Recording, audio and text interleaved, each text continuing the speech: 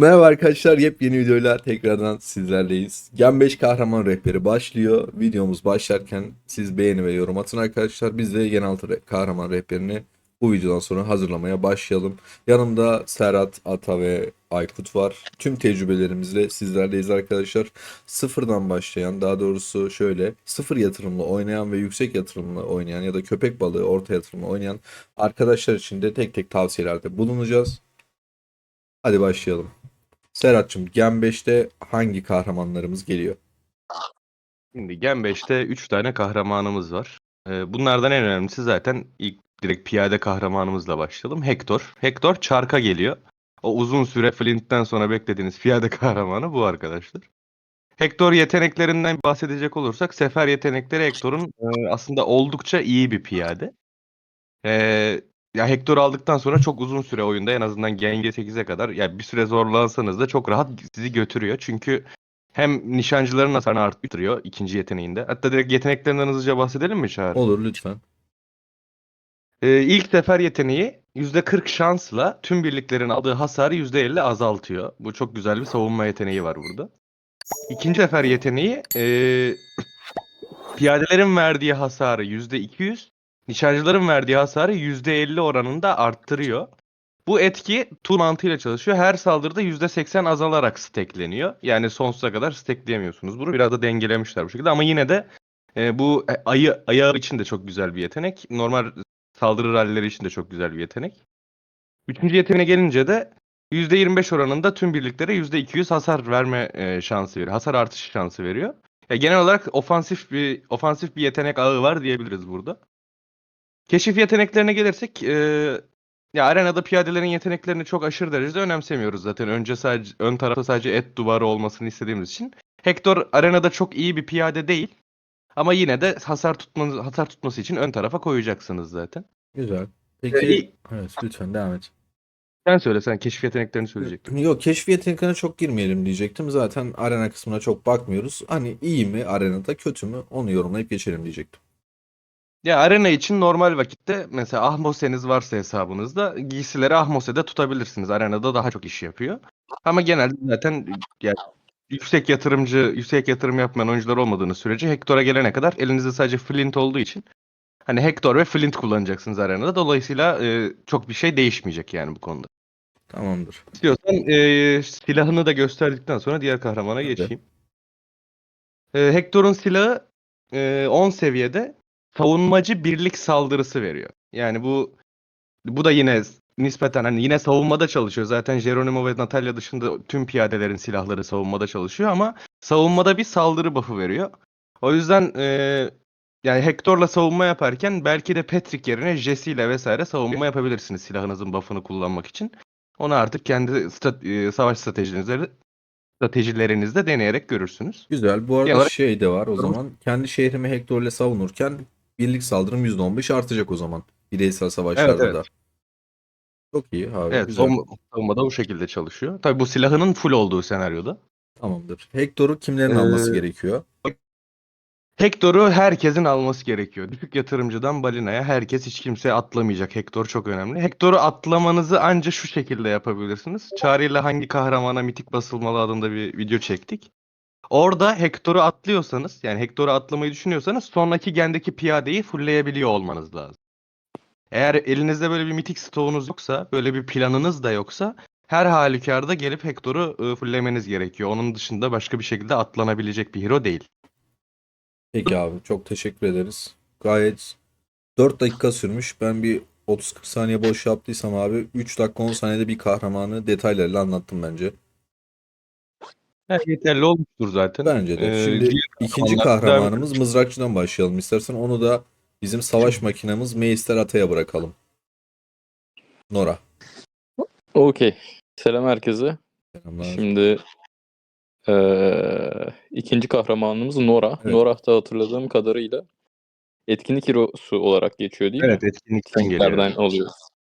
Yani bu kahraman da köpek balığı oyuncuların alması bence mantıklı olur. 2 hero fullleyerek gitmiş olur. Zaten köpek balığının VIP seviyesi de yüksek olacağından dolayı hani yüksek dediğim muhtemelen VIP 10-11'dir mutlaka. Oradan bir mitik parçaları birikir. etkinliklerle beraber bu hero'yu fullleyebilir. Nora sefer yeteneklerini okuyalım.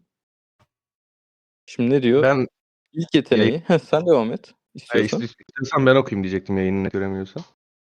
Yo Tamam görüyor. söyleyelim. Ya yetenekleri alınan hasar düşüşü veriyor arkadaşlar ilk yeteneği. Verilen hasar da ya dengeli bir yeteneği var burada. Hem saldırı hem savunma olarak çalışan dengeli. Filinin bir yeteneği gibi çalışıyor aynı şekilde. Bu da bir savunma mızrakçısı zaten. İkinci yeteneği ekstra hasar artışı. %100 hasar artışı veriyor. %20 şansla. Bu çok iyi bir şans oranı yok bu konuda. Üçüncü yeteneğinde de %15, %25 hasar artışı ve %25 alınan hasar düşüşü. Yine ilk yeteneğinde olduğu gibi dengeli bir yeteneği var. Yani Nora hem saldırı hem de savunmalarda dengeli bir şekilde çalışabilecek şekilde dizayn edilmiş. Ama istiyorsan silahından değindikten sonra konuşalım. Norah bir savunma mızrakçısı arkadaşlar. %15 birlik savunması veriyor. Ya bu senaryoda Ata şey dedi. Köpek balığı arkadaşlar almalı dedi ama ben şahsen almamıştım. Bu oyun tarzınızla alakalı arkadaşlar. Yani siz saldırı rallisi açmayı hedefleyen bir oyuncuysanız Norah'ı atlayabilirsiniz. Ben savunma yapmıyorum Olabilir. diyorsan Tercih Norak'a gerek meselesi. yok diyorsun. Evet. Ya Atanın tam köpek balığı mantığı zaten şey şeklinde bir tane çark kahramanını Ya, her gende Atanın dediği fulllemek, bir şey tane de açısından da etkinlik mantıklı. kahramanını fulllemek. Atanın dediği şey açısından da mantıklı. Köpek balığı oyuncular genelde taret tuttuğu için hani böyle bir savunma planınız varsa Norah'a ihtiyacınız var arkadaşlar, evet. Ama onun dışında kendi yorumum olarak ben Nora'yı o kadar güzel bir hero olarak görmüyorum açıkçası. Hani diğer Katılıyorum. mızrak hero'larına baktığımızda o kadar iyi bir hero değil. Ama genel mitik parçaları zaten elimizde tutup etkinliklere de oynadığımız için fullenebiliyor. Ben o açıdan köpek balıkların alabileceğini düşünüyorum. Ya öbür türlü de eğer elinizde zaten mitik parçaları tutuyorsanız bu sefer bir dahaki gen mesela 3 hero fulllemeye gidebilirsiniz. Ama bu sefer yatırım düzeyiniz artar. Çünkü hepsinin silahını basmanız gerekir. O açıdan sıkıntı olabilir. Yani bence alınabilir. Arenada nasıl Ata? Nora? Arenada Nora hatırladığım kadarıyla güzeldi. Arkaya doğru şey atıyor böyle, füzeler atıyor. Alan etkili hasar da var. Arenada iş yapar diyorsun. Evet, ya Hector'a nazaran çok daha iyi. Evet. Kesinlikle. Kesinlikle. İsterseniz Norah'la ilgili söyleyeceğiniz ekstra bir şey kalmadıysa abi 3. kahramana geçelim. Onu da izninizle ben anlatayım. Tabii ki. Üçüncü kahramanımız Gwen. 3. kahramanımız Gwen. Arkadaşlar bu kahraman da yine balina arkadaşların genelde alabileceği bir kahraman.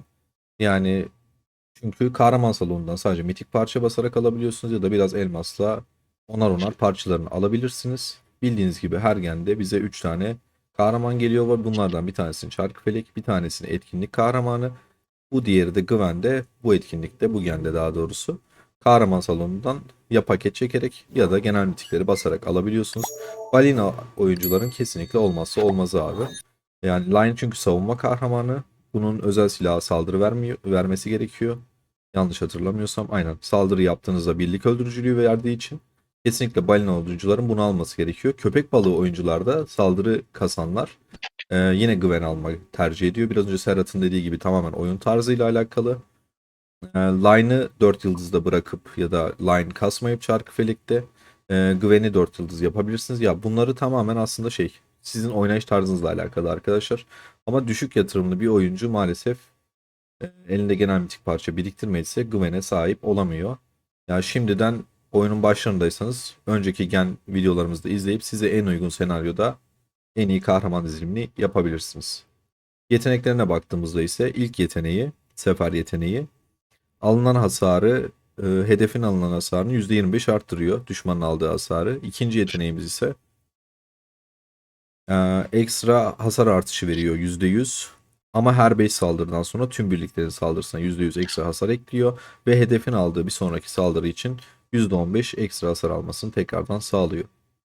Üçüncü yetenek ise nişancıları el bombalarıyla donatarak her 4 saldırıdan bir sonraki saldırısında tüm düşmanlara %50 ekstra hasar veriyor. Yani her biri tur bazlı ve ben yeteneklerini açıkçası çok beğenmedim. Sadece özel Ya donanımdan dolayı ona silahı şöyle çok diyelim Çağrı. Ona şöyle diyelim hani bu 5 ya tura vurduğunda bu oran çok yüksek aslında. Hani 5 turda bir vuruyor. Tur başı %20 ekstra hasar artışı var. ve düşmanın aldığı %15 var. Aslında agresif olarak, yani agresif bir saldırı rallisinde baktığında, yani nasıl desem, öldürücülük saldırıyı iyi aldığım senaryoda yetenekleri bayağı iyi çalışıyor, öyle diyebilirim. Yani evet, tur uzun sürerse özellikle savaşlar, piyadeler Bir önde de durursa şu daha çok şey e, yapar. bu ilk yeteneği de katılımcı olarak da kullanılabiliyor. Onu da söyleyelim bu arada. Biz genelde arkadaşlar biliyorsunuz ayıdır veya garnizondaki rallilerdir vesaire, hani jest, kesin yetenekli kahramanları kullanıyoruz. Mesela Gwen'in yeteneği de bu şekilde. İlk yeteneği de kesin olarak çalışan bir yetenek. Hani bu ayı rallilerinde de bunu atıyorum, garnizonlarda da bu tarz bir hero'yu kullanabilirsiniz. Ki biz kendi eyaletimizde kullanıyoruz zaten. 4 yıldız Gwen'i olan oyunculardan istiyoruz. Peki abi, benim bu konuda tecrübem yok. Arenada nasıl bu kahraman? Tam bir arena canavarı, onu Arenada söyleyebilirim. çok güçlü. Yine bir Evet, arena evet. canavarı mı Evet, diyoruz? Şu ana yani kadar Alonso'ya, evet. Reyna'ya dedik. Bir de Gwen'e diyoruz o zaman. Evet ya, Gen 5'e kadar gelmiş. Hatta Alonso'dan da daha iyi. Yani Gen 2'deki Alonso neyse Gen 5'te Gwen daha iyi, onu söyleyelim. Hemen şu cümleyi Alonso da kuralım o zaman. Bana Shorts çıksın. Tam bir arena canavarı Gwen. Kuramadım zaten. Shorts'ta çıkmayacak muhtemelen. kuramadım. Devam et Kuramadım. sen. Aynen. Ya arkadaşlar, arenada alan etkili yetenekleri var. Şimdi alan etkili yeteneğinin dışında Gwen'in pasif bir yeteneği de normal solo saldırılarını atarken arkaya sürekli otomatik saldırılar yolluyor. Dolayısıyla çok uzun süre sizi arenada çok rahat ettirir, yani çok iyi bir arena kahramanı. Onun dışında Gwen genel olarak zaten bir saldırı kahramanı olduğunu da söyledik silahından ötürü. Bu kahramanla alakalı söyleyeceklerimiz bu kadar sanırım. Evet. Ben şey eklemek istiyorum. Düşük yatırımlı bir oyuncunun Gwen almasına zaten hiç ihtiyaç yok. Bundan önceki Gen'in Çark Hero'su zaten hatırladığım kadarıyla Line. Evet. Ha işte O hatta yüzden o bu da konuda şey demiştik. Çağrı'yla o konuda bu hangi kahramanlara mitik basılmalı videosunda Çağrı bir taktik vermiş küçük yatırımcı arkadaşlarımıza. Belki onu değerlendirebilirler. Hani Hı hı. çark atlayıp mitikleri nasıl kullanabiliriz gibi bir Aha, tartışmamız oldu.